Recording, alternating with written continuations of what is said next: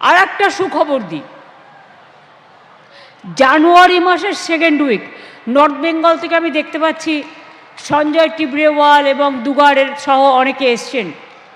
মহাকাল মন্দিরের শিলান্যাস হবে, জমি কিন্তু আমি দেখে নিয়েছি, রেডি করে দিয়েছি, পুজোর দিনও আমি মনে মনে ঠিক করে নিয়েছি।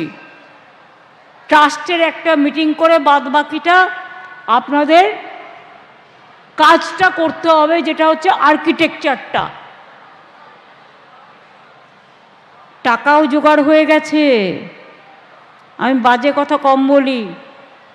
এই যে দুর্গা মন্দিরের ট্রাস্ট ইতিমধ্যেই যা টাকা জমা পড়েছে, তাতে আমার মায়ের মূর্তির দাম উঠে গেছে। বাদবাকি হিটকো থেকেও খরচা করতে হবে, ইনফ্রাস্ট্রাকচার, কালচার, আমাদের 250-300 কোটি টাকা নানা রকম সাংস্কৃতিক অনুষ্ঠান, ইনফ্রাস্ট্রাকচার, ট্রান্সপোর্ট, কার পার্কিং, এগুলো তৈরি করতে হবে।